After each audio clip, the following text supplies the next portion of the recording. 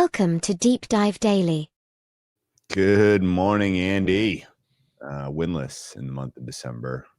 Second half, Patriots was a bad look.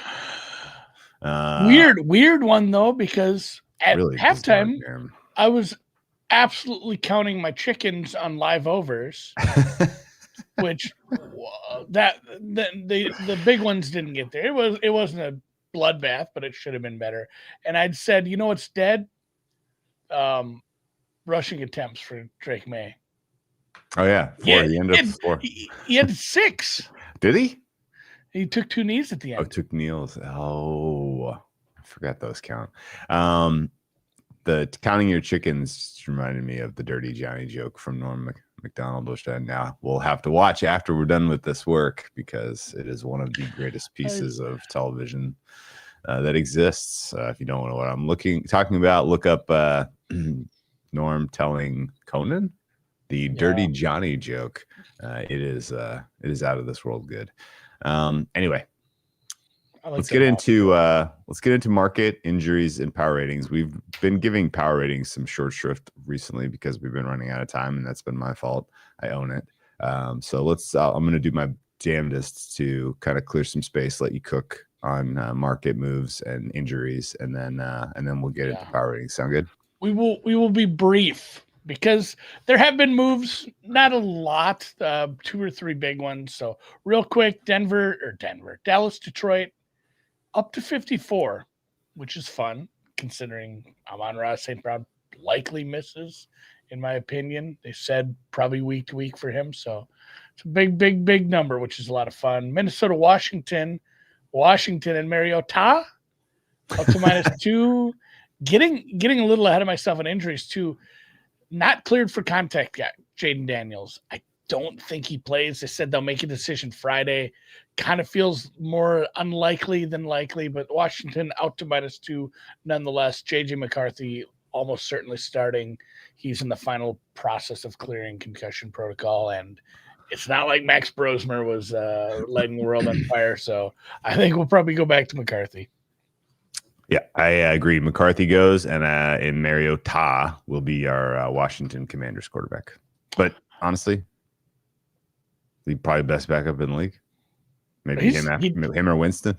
he looked pretty decent. Got the cover. Miami and the Jets total is down to 40.5. We're kind of still sitting in that 3-ish range on that one. Cleveland, Tennessee, a wild 33 has appeared. We're in preseason mode, baby.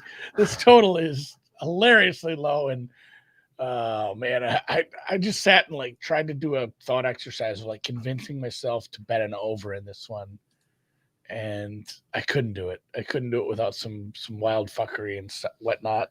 I guess Tennessee's defense is a much easier task this week for Cleveland, but we will see. Is it? They play hard. Yeah. I mean, they're not good, but they're trying. I think Tennessee is one of the sides of the week, personally. It's a lot of points. 3.5. We're laying 3.5 with Shedeur Sanders. Tennessee's the worst team in the league, but Cleveland isn't that much better. So this line to make sense, you have to convince me Tennessee's a -9, and I'm just not there. They're coming off their worst game. Okay, they're not going to play that bad again. They might, but I doubt it. Next spot. Pittsburgh, Baltimore total dropping. Buying the absolute bottom for Tennessee. 43.5. This was 46.5 in the look ahead.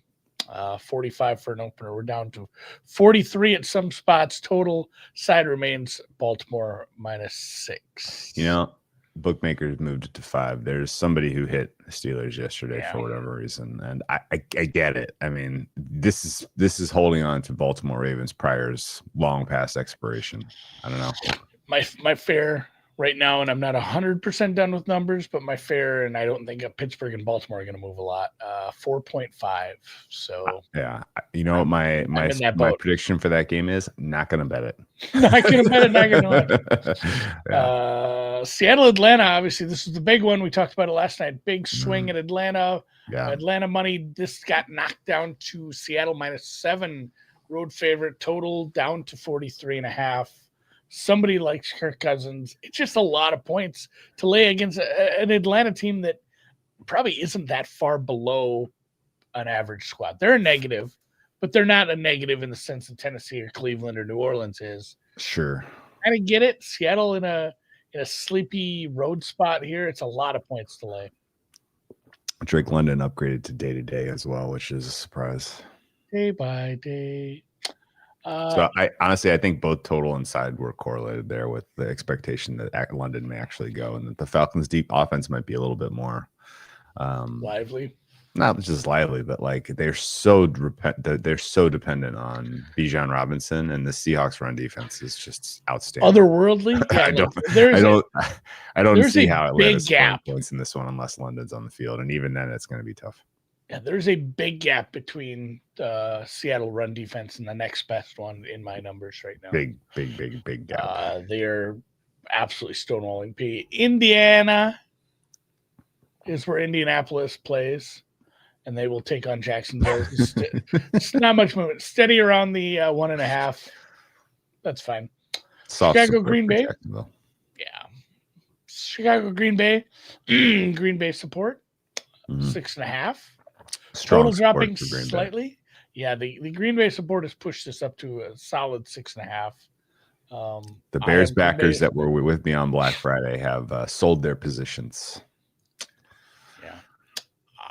I can't quite get to this number despite how high my Green Bay number is, because Chicago is probably a +2 right now, guys, which is it's something. This is a tough divisional game. We'll see. We'll get to that Wednesday. New Orleans, Tampa, hanging out in that 8.5, 9 range. Probably not going to see somebody come in on New Orleans like they did on Atlanta. Road game, divisional, but still, Tampa Bay starting to get healthy. I don't think we actually see any of these guys back. I really, really, really doubt it. But Mike Evans and Jalen McMillan could return to practice this week. Probably don't play, though. It feels McMillan, like really? Yeah, McMillan was an early season injury, so he's been out forever and a day. He had a broken neck. I mean, not the first guy ever to break his neck. Comeback player of the year if he plays a game this year. not the first guy ever to break his neck, Drew. Denver, Las Vegas. This is pushing out to the 8. Another one where we have a big road favorite in Denver. Las Vegas has looked very sad sack of late, though. Couldn't hold on to cover with a big number last week. Now faces a better defense. So I get it. I'm not quite there, but it is pushing out that way. Rams, Arizona. This is kind of still just hanging around that 8 range. Total steady around 48.5. Another hanging around all around. Alligator blood. Just worth mentioning really quick because it popped up. Kyron Williams and Devontae Adams, both injuries are considered non-serious. They might because you're probably going to see some limiteds from them this week because they are banged up. But it sounds like it's just there's going to be a bunch of people that are limited for the Rams, and they're all going to play. It's kind of the general consensus from what I'm hearing. Cincy Buffalo is real quick on that note, on that game.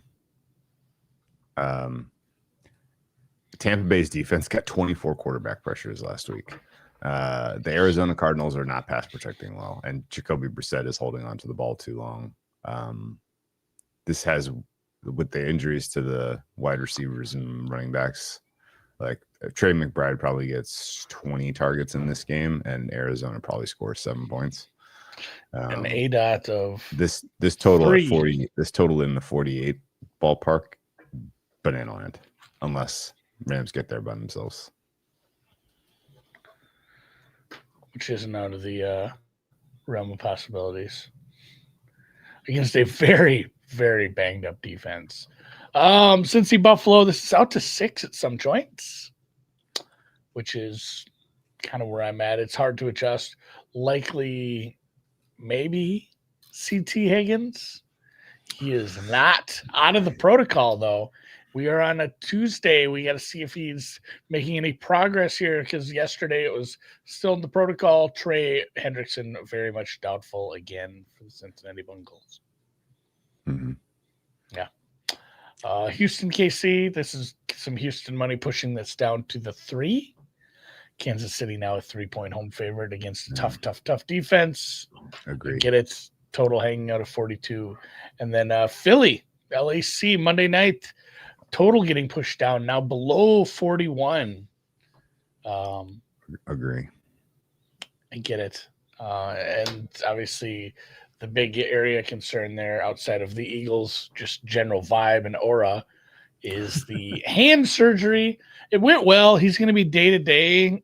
I'm reticent to rule him out in my mind because he's called his own number before. It's the offhand. If they can wrap it up, I don't know. Like the fact that it's Monday and they already got the surgery done and it's not his throwing arm, he might play, man. I don't know.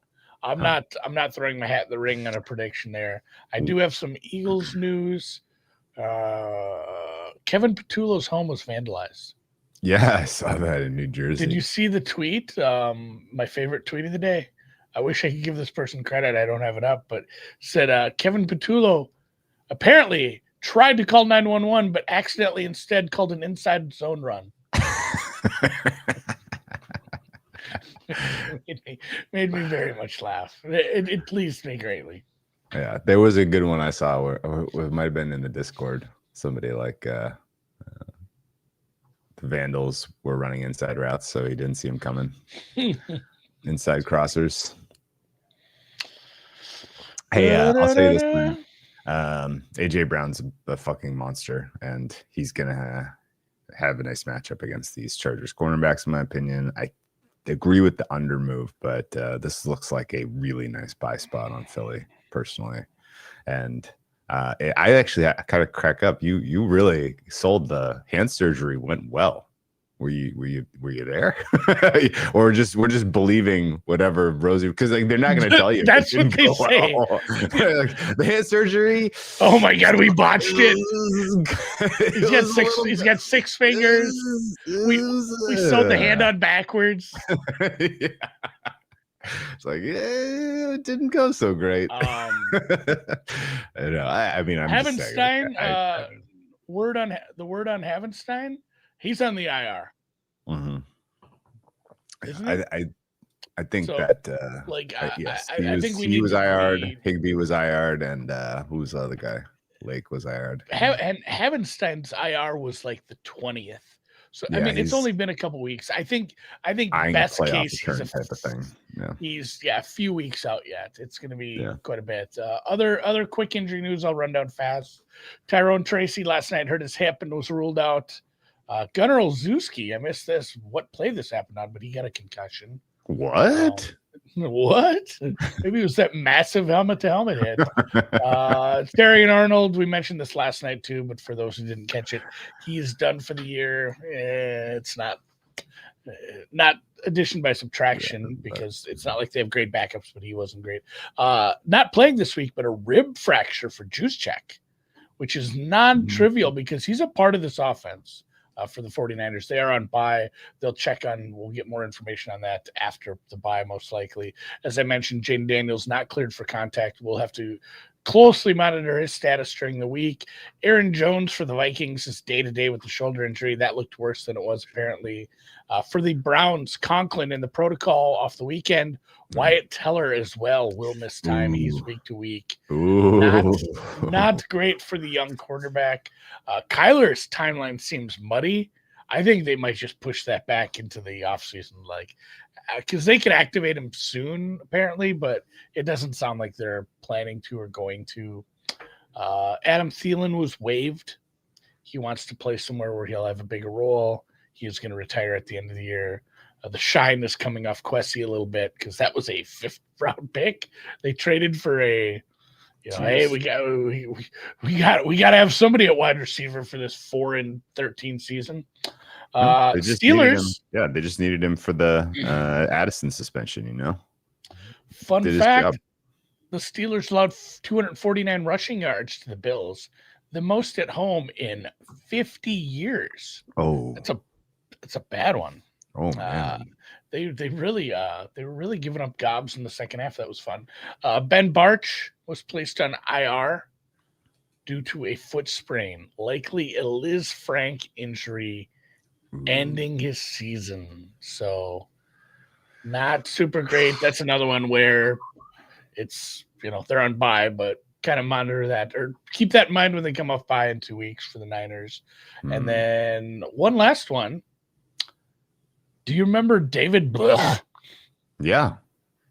He is now your quarterbacks coach for the Commanders as Tavita Pritchard, the quarterbacks coach, left to take the head coaching job at Stanford. So assistant quarterbacks coach David Blah will take over. I thought it was Blau, like it rhymed with Mr. Plow.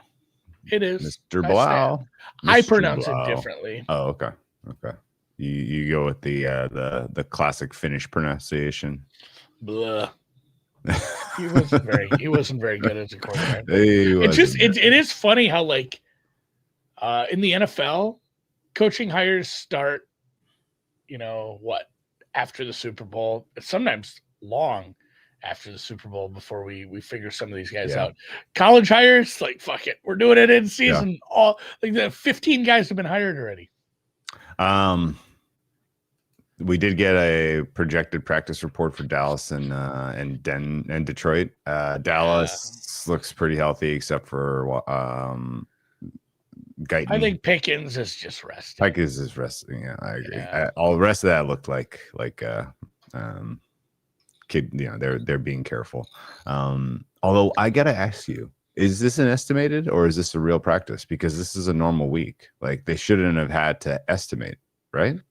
I actually brought this up in the Discord. I said I don't know what they real, do. I think. So like you get a week, Thursday to Thursday. It's a week. It's like Sunday to Sunday, but you've also fist fucked these guys on having a holiday. Sure. So like, sure. do you give them extra Black days Friday. off?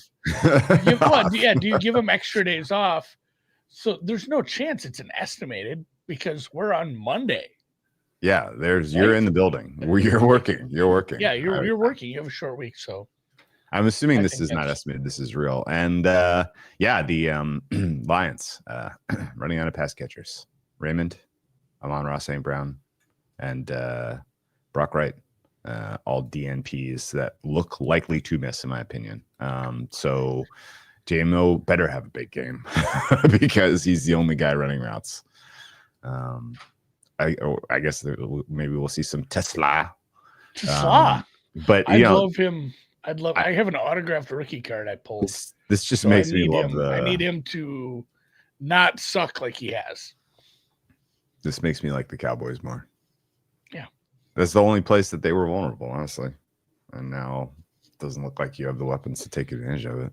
Oh, the beat up secondary for Detroit, the semi lack of a pass rush sometimes. It's very intermittent. Mm-hmm. The pass rush is fasting intermittently. Speaking of, what is your current Dallas number? 2.9. That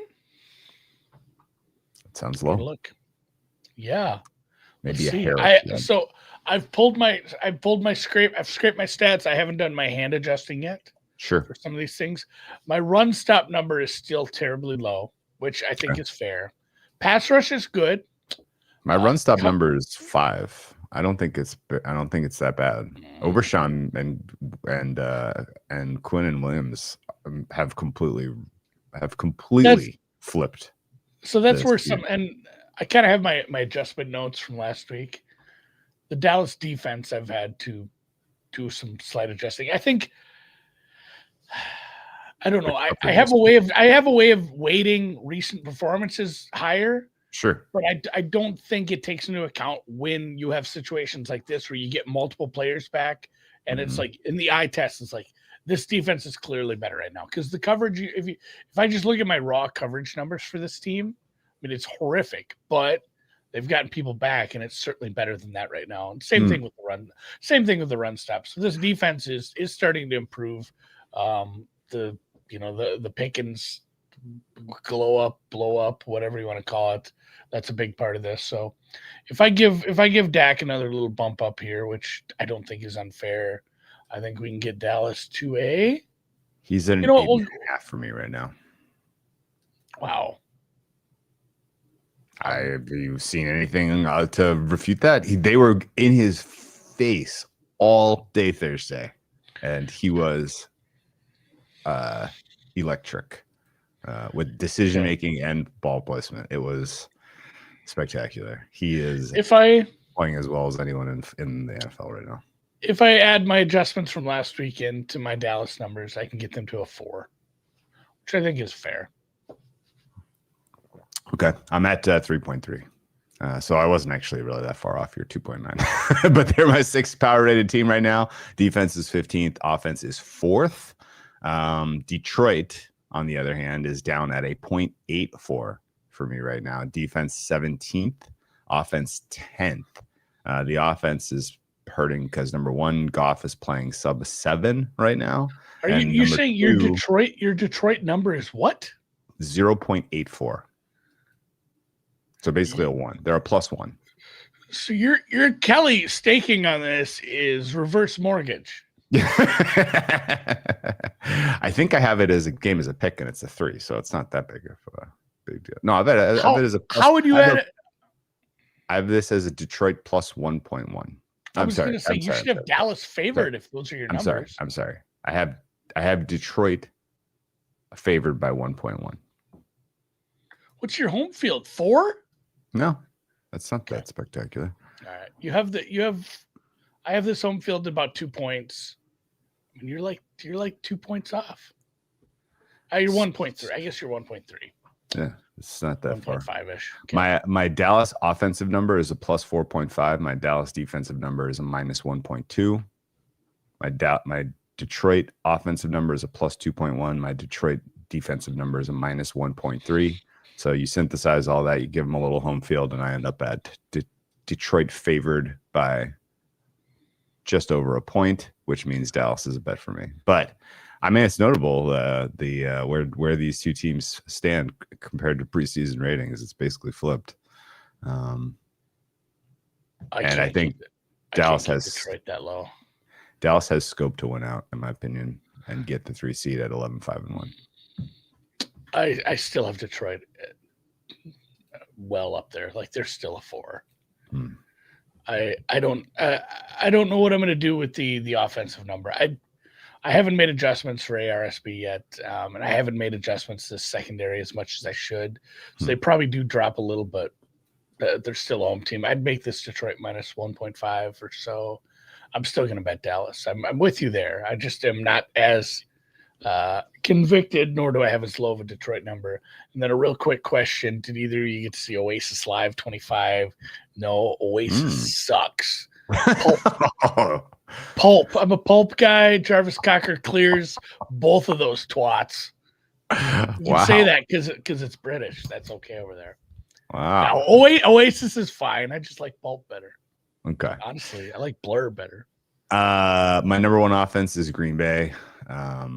My number one team is Green Bay, but I am only at a +4.75 neutral power rating for them because nobody in the NFL is that good this year.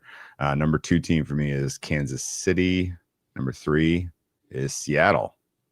Rams coming in. Those are my top 3. 4. Wrong and order. number 5 is Buffalo. Number 5 is Buffalo. Okay, our top 5s are the same but different order. Different order. Yeah, I have Seattle first. All of these teams are hovering around 4, except for Green Bay, who I have at almost 5. So this is all very, very uninspiring type of. It's nobody's at that high level. We're gonna have to. I don't know, like looking at someone will rise, but right now it's not happening. Which means playoffs is going to be all about taking the points. This right where we stand now, it's all going to be about the points, especially because Patriots are cruising for a 1 seed, and the Patriots are like what, a +2 at maybe if you're being nice on a good day. They're the 9th best team at a +2. What do you think?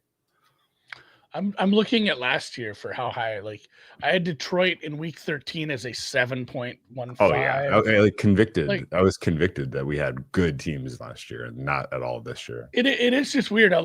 My top teams right now are hovering around just around a 5, and we're not Yeah. getting these teams that are really setting themselves apart. Last year I was pulling my hair out because we were like, Kansas City's just cruising for the 1 seed, and they're like the 6th best team at a +5. Yeah. Now the +5 would be the best in the NFL. Okay. My top team, yeah. Seattle, Green Bay, Kansas City, Buffalo, Los Angeles, and less than a point separates those 5 teams for me. Seattle, the bloom is off the rose for that offense. They're 13th for me right now. First defense by margin. I don't want to take away a lot from last week because I don't feel like they put out their best offensive game plan. It's a time decay world, baby. Seattle's offense hasn't been good for a little while. I want to give Flores credit, and I also had 3 weeks of performances from these guys. The game state was so fucked after it felt like once they got that defensive touchdown, it might as well have been 30-0. I watched that whole game again because I only saw the highlights, and Darnold was blah. Yeah, again, you got to give Flores credit. They took away a lot. I mean, they basically said, just we'll give you the little stuff up front, and if you want to march down the field slowly and kick field goals, I guess we'll try to keep up with you that way. Obviously, you can't keep up with the team if they don't show up offensively against Atlanta. It's officially time to get concerned because the defense can only carry them so far, and if they're on the road, I don't know, man. I know defense travels, but the defense is much more violent at home. Seattle's on the brink right now, man. Like if they get in wild card and the offense doesn't find its form, I'm kind of out on them. All right. I'm so mad at you right now. I might bet Seattle this week. Hey, yeah. So real quick, top 5 offenses for me in order. Number 1, Green Bay. Number 2, Kansas City. Number 3, Buffalo. Number 4, Dallas. Number 5, where is it? Rams. Next 5 in order. Indy, number 6 for me. San Francisco coming in number 7th, mostly because of Shanahan. New England is coming in 8th. Number 9, Chicago. And then Detroit, I have 10th currently. Yeah, Chicago is my 8th best offense. What a world we live in. Yeah. Worst offense. Yeah, go ahead. I still have Indy higher than I think I should. They're still trading off earlier games. Sure. See how I feel about that. They have fallen pretty fast for me offensively, honestly. Because again, time to decay your data, man. The best stuff we saw from them was a long time ago. Top 5 defenses for me: Seattle, Cleveland, Denver, Houston, and Minnesota still coming in high. Oh, I have Minnesota 6th. I have Green Bay 5th right now. Cleveland, Denver, Houston, Seattle, Green Bay, Minnesota, Rams. In that order. Okay. Green Bay for me is 6th. Rams. Philly, still a top 10 unit. Number 8. Really? Yeah. Philly defense? Yes. Yeah. They're still top 10. They're slipping a little for me. Yeah, Chargers number 9 and number 10 is the New England Patriots currently. Xavier wants offensive line rankings. I tell you who's not number 1. Tough. The Saints. Denver, Chicago, Buffalo. Although Buffalo's hurt. Buffalo dropped hard for me because KC and Buffalo got downgraded. Philly's gotten downgraded because of injuries. So Philly, KC, Buffalo would be in the top 5 if they weren't injured, based on like performance, but they've had to have downgrades for personnel. San Francisco is rising up the offensive line rankings. I think some of that is just Purdy playing again and how he can be efficient back there and not take the big sacks. But San Francisco's rising. Atlanta's rising in my offensive line rankings for some reason. You know who's rising for me? Seattle's up there as well. You know who's like shockingly rising? What? Houston.